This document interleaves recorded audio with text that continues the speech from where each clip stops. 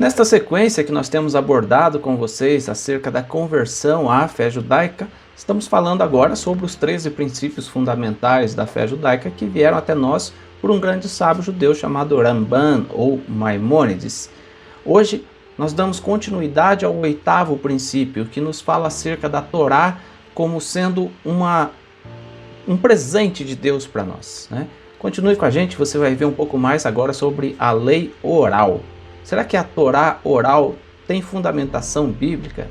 Vamos falar um pouco a respeito disso.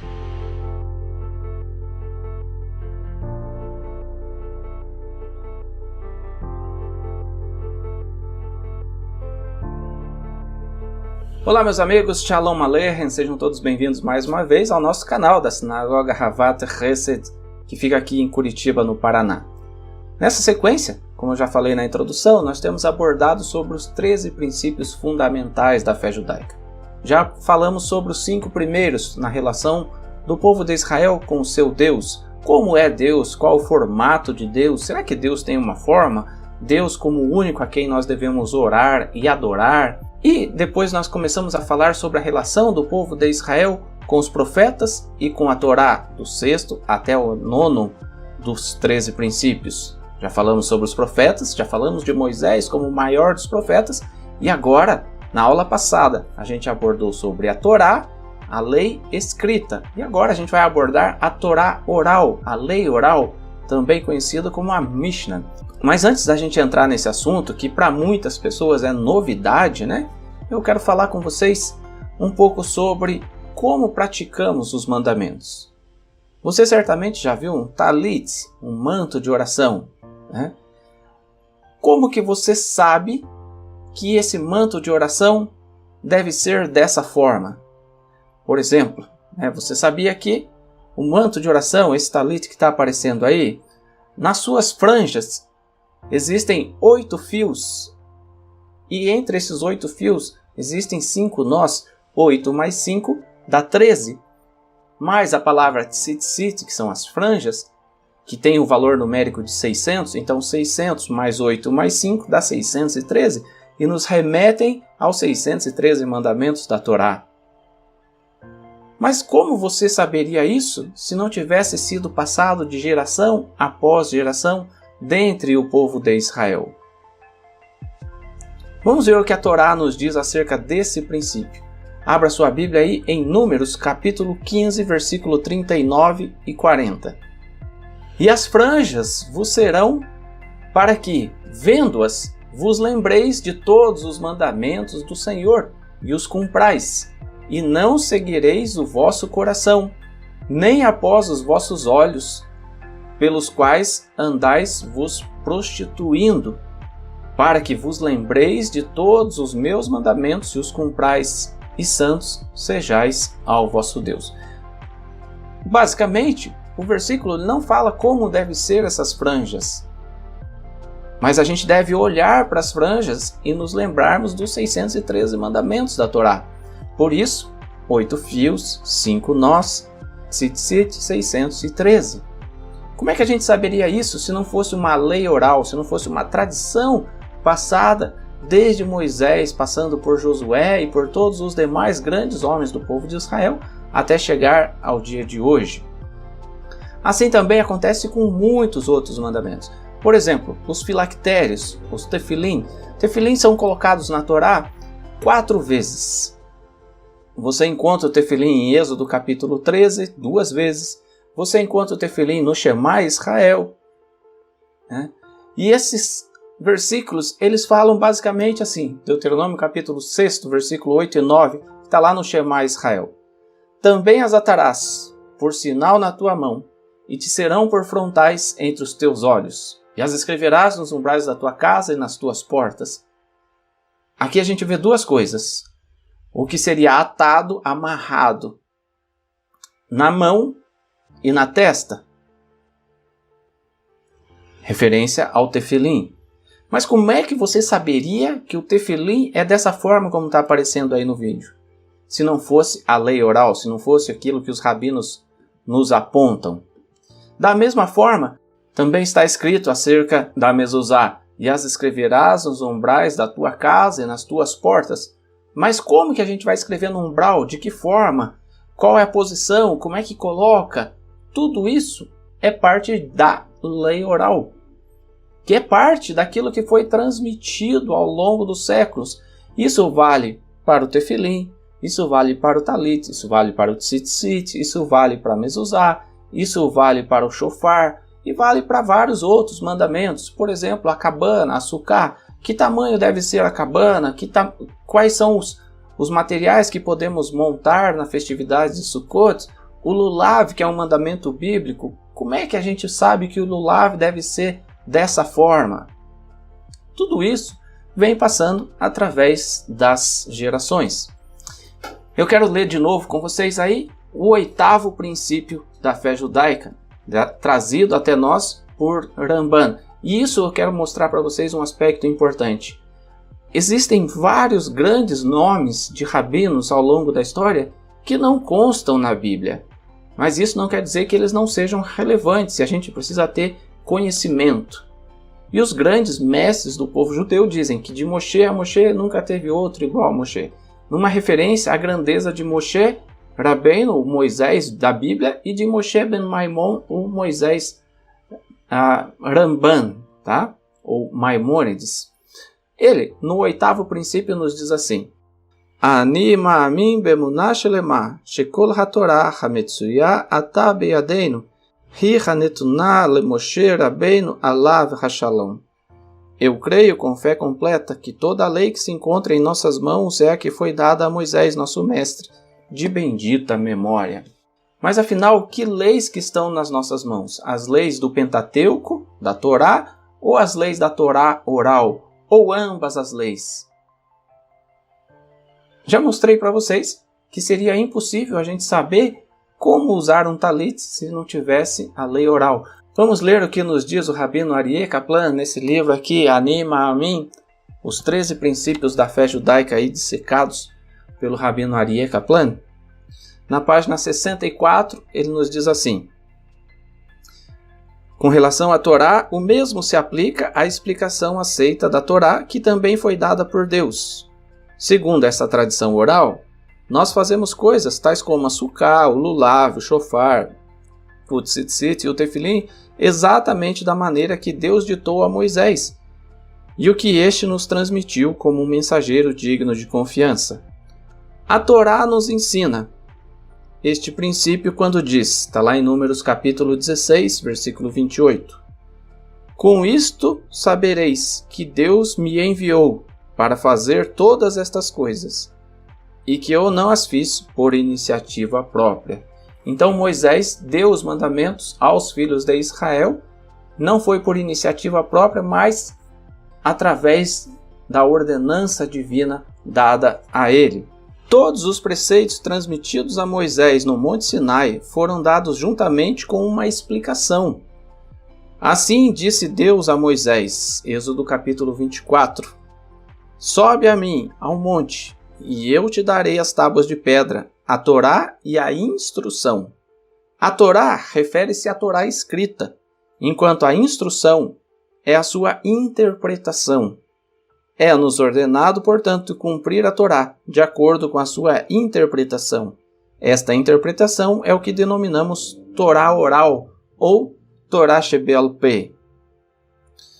Moisés escreveu toda a Torá com a sua própria mão, pouco antes de morrer.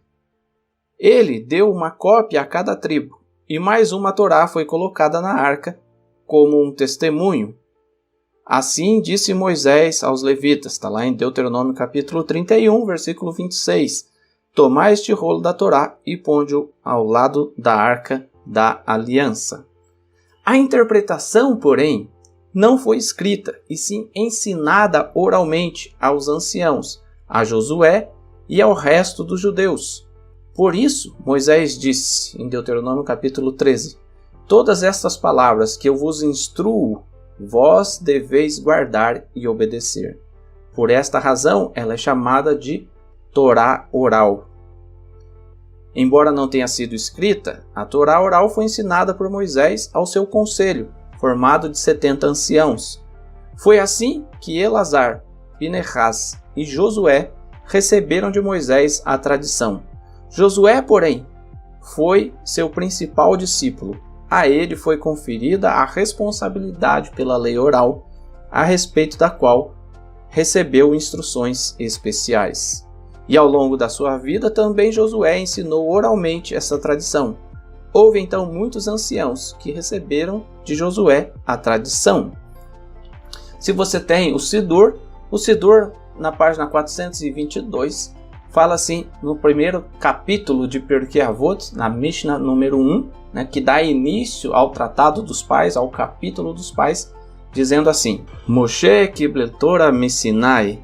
Moisés recebeu a lei divina no Sinai. Até aqui todo mundo conhece.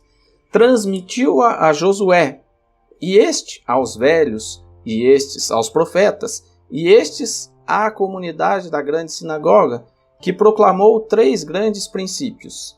Sede circunspectos nos vossos julgamentos, formai muitos discípulos, levantai barreiras em torno da lei divina. Mas a primeira Mishnah nos diz: Moisés recebeu a lei divina no Sinai e transmitiu a Josué, este aos anciãos, estes aos profetas e estes à comunidade da grande sinagoga. E aí, essa transmissão de valores, essa transmissão dos ensinamentos da Torá, da tradição, daquilo que Moisés teria recebido no monte, foi passando de geração após geração. O Rabino Aryeh Kaplan, ele nos diz assim na página 65: Rabi Judá, ou Yehudá, filho de Rabi Shimeon, era conhecido como o nosso santo rabino. E foi o nosso santo rabino que escreveu a Mishnah. Da época de Moisés até a do Rabi Yehudá, não havia nenhum livro por meio do qual a Torá pudesse ser ensinada publicamente. Em cada geração, porém, um profeta ou o líder do Sanhedrin escrevia suas próprias anotações a fim de poder lembrar-se do que aprendera dos seus professores. E ele usava, então, estas notas em seus ensinamentos orais. E todos os ouvintes também tomavam notas de acordo com a habilidade de cada um.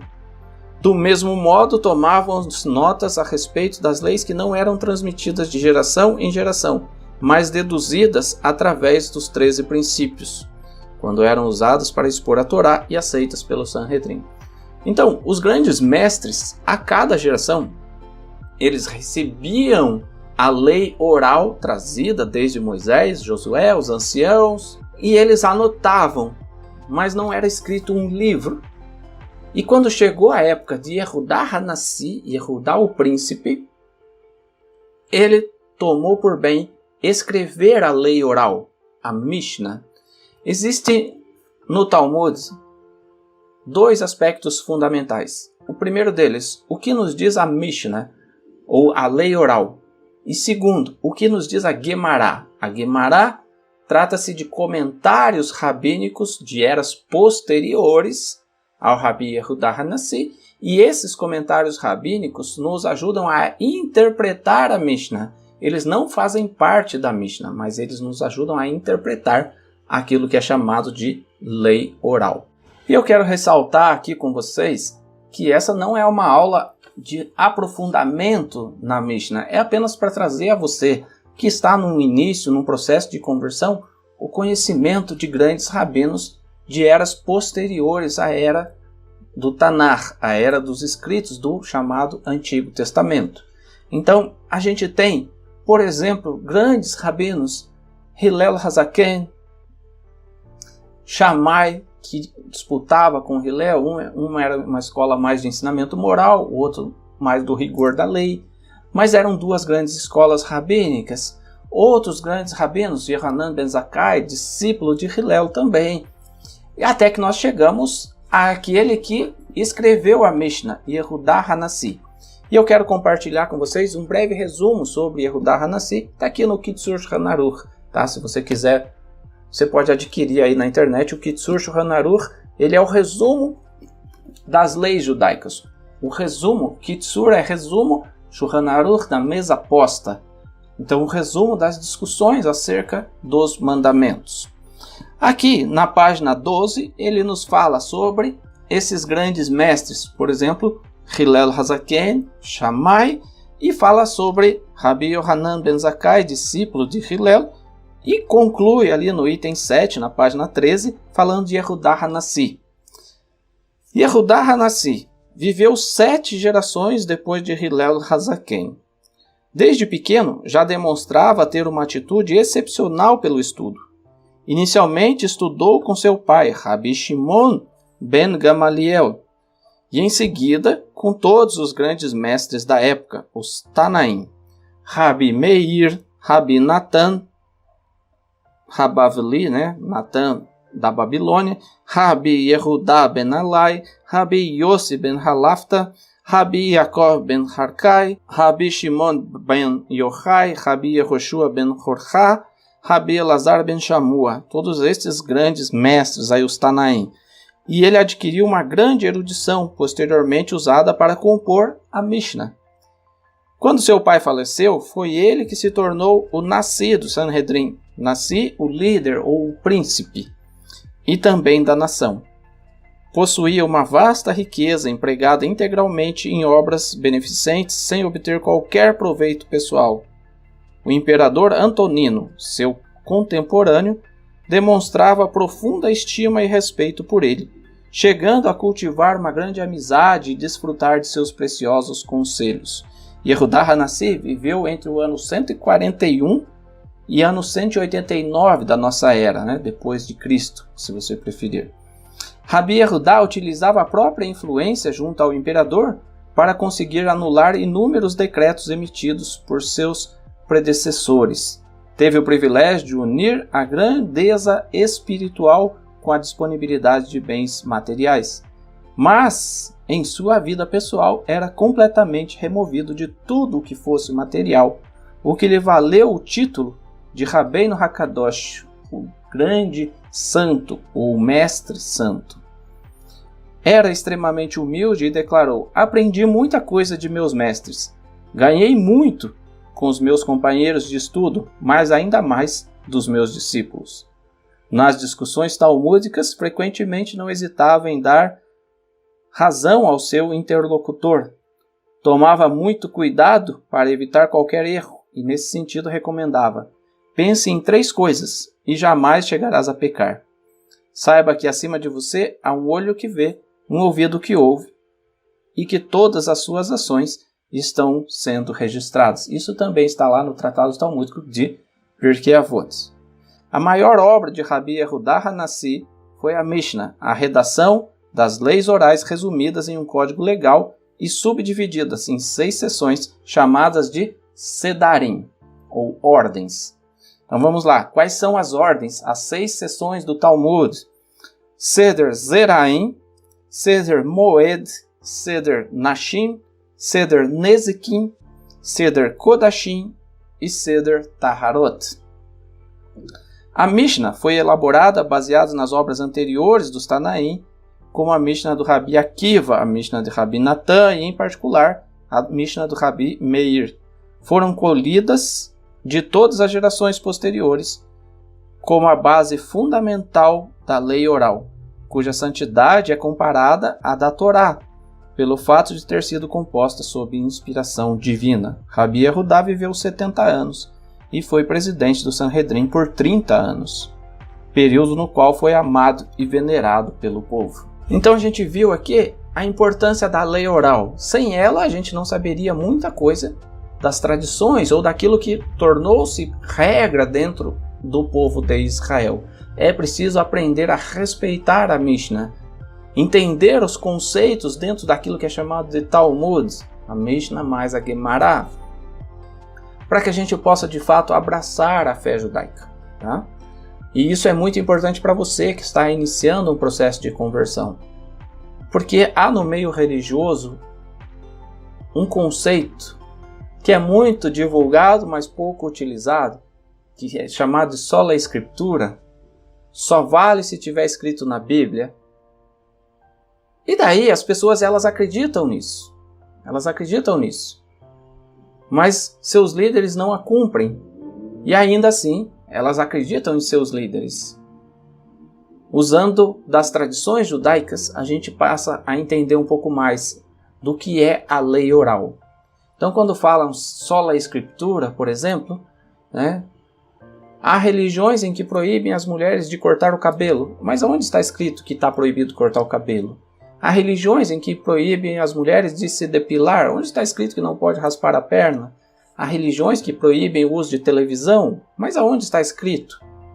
Há religiões que proíbem uma série de coisas. Mas daí a gente não entende onde está escrito.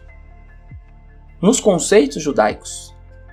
Ou está escrito na Torá e nos profetas, ou a sua explicação está escrito na lei oral. Então isso é muito importante. Respeite os rabinos de todas as épocas. Procure conhecer aquilo que os rabinos diziam no passado, 200 anos atrás, 300 anos atrás, como no início ali do judaísmo chamado dos Hassidim com Baal Shem Tov. Procure ver o que escreveram os rabinos de 800 anos atrás, como Maimônides, que compilou aí os 13 princípios da fé judaica e também os 613 mandamentos da fé judaica, que estão na Torá. Procure ver o que Rashi falava, um grande rabino francês. Procure ver os rabinos de outras épocas, da Idade Média, dos dias de Yeshua, da era talmúdica, né, como a gente falou, de Yehuda Hanassi, para você entender o que é de fato a lei oral e o que é a tradição judaica. Porque aí sim você vai se desprendendo de tradições de outros povos para se apegar à lei oral e principalmente à Torá escrita por Moisés. E eu espero que essa aula de hoje, embora não tenha sido uma aula com muitos textos bíblicos, possa trazer a você o conhecimento do que é genuinamente a fé judaica. Yeshua, os apóstolos, Gamaliel, Hillel Hazaken, Shammai, Irmiyahu, o profeta, David Amelech, o rei Davi, Salomão, todos eles falaram a respeito da fé judaica. Todos eles nos têm muitos ensinamentos a trazer. E a gente deve apegar aos ensinamentos dos sábios do povo de Israel. Espero que você possa ter entendido o que é a lei escrita, Torá Shebirtav, e a Torá Shebeal-Peh, ou a lei oral. E eu espero que esse entendimento traga para você uma compreensão maior acerca daquilo que é o mandamento de Moisés, e aquilo que é o mandamento de Moisés, mas está escrito no Talmud, e aquilo que são tradições judaicas posteriores também. É preciso você estudar um pouco mais a fé judaica. Se você gostou, não deixe de dar o seu joinha, né? Inscrever-se no canal, ativar aí as notificações para receber os novos vídeos. Não temos falado apenas de conversão, mas temos falado sobre vários outros aspectos, sobre o judaísmo de Jesus, sobre as cartas de Shaul HaShaliach, sobre Israel, detalhes históricos de Israel. Você pode clicar na playlist ali de Israel, você vai ver vídeos com ensinamentos que a gente gravou lá em Israel, em Jerusalém, no Monte Carmelo, ou em outros lugares de Israel. Sempre vai ter um ensinamento trazido diretamente para você, e eu sei que isso vai poder enriquecer o teu conhecimento, e eu espero que possa te conduzir a uma conversão sincera. E se você desejar contribuir com a Havat Hesed, com a nossa sinagoga, disponibilizamos aí na descrição do vídeo todas as contas disponíveis aí, seja do Banco do Brasil, da Caixa Econômica, do Banco Itaú e do Banco Inter, um banco digital, mas também a gente disponibilizou aí um código, né, o CPF, para que você possa contribuir através da chave Pix, que é um modo muito utilizado nos dias atuais aí para transferir valores e cair imediatamente na conta, e esse valor vai ser usado em benefício da comunidade, tá bom? Espero que você possa apreciar os nossos vídeos, continuar apreciando o nosso canal, experimente assistir as outras playlists no nosso canal, experimente assistir vídeos aí de 6 meses atrás, de 4 meses atrás, porque certamente sempre vai ter algo que você possa apreciar e aprender, tá bom? Se você quiser entrar em contato comigo, meu WhatsApp também aparece aí, está na descrição do vídeo, e será um prazer sempre, na medida do possível, atender a todas as pessoas. Um grande abraço, que Deus vos abençoe, que Deus permita que o conhecimento possa chegar à tua casa, como chegou na casa de Cornélio, né? Hoje a salvação chega na sua casa, e que a salvação, através do cumprimento da Torá e através da crença no Mashiach, possa te trazer muitas alegrias. Hashem Mevarech, que o Eterno lhe abençoe. Um abraço, shalom e até a próxima. Tchau.